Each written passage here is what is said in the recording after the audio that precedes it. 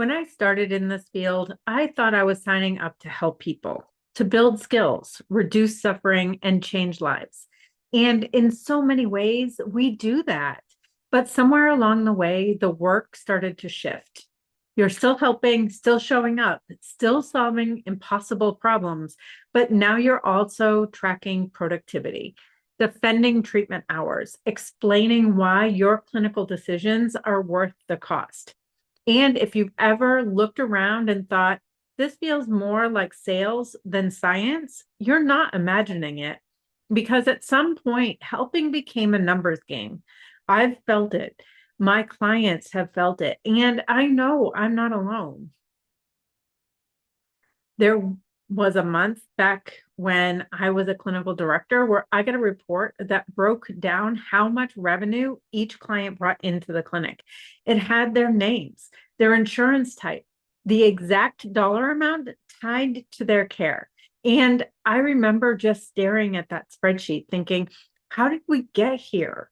When did therapy become a transaction? When did a child's worth start showing up in a budget column? The report didn't tell me who was making progress. It didn't show who had hit a breakthrough.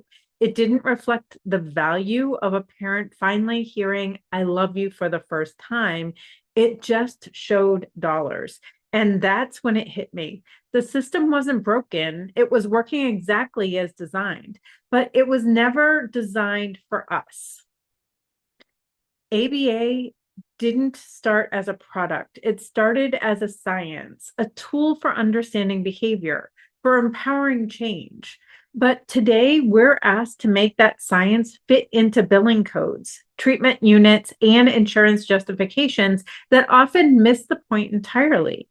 You might know what's clinically right, but you're told it's not billable. You might want to reduce hours, but you're pressured to increase them.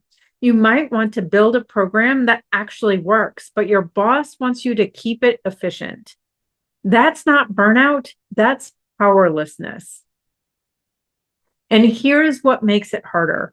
Most of us came into this field with our hearts wide open. We believed in behavior analysis because we saw what it could do. But now we're stuck having to choose between what we believe and what we're allowed to do. You might feel like you're constantly compromising. You're not the only one. This isn't about blaming companies. Some are doing the best they can in a broken reimbursement system. It's not about blaming new BCBAs either. You're stepping into a field that expects you to be ethical, effective, and profitable, sometimes all at once. This is about asking a bigger question. What kind of field do we want to build? Because if we keep treating ABA like a product, we'll lose the soul of it. We already are. That's why we created the Dojo. It's not just a CEU platform. It's a space for BCBAs who feel this tension, who want to do right by their clients, but don't always know how because the rules keep changing, who feel that something is off, but haven't had a place to talk about it. Inside the dojo, we're not just swapping strategies. We're asking better questions. We're building careers that actually align with our values, not just our billing sheets. And we're doing it together. So if you've ever wondered, how did helping become a numbers game and what can I do about it without burning out or selling out? That's the conversation we're having inside the dojo. You don't need to have all the answers. You just need to start asking the right questions. And if you're ready for that, we're here. In fact, we're just getting started.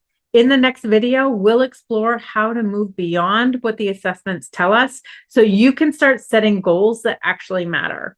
Goals that don't just look good in documentation, but change lives.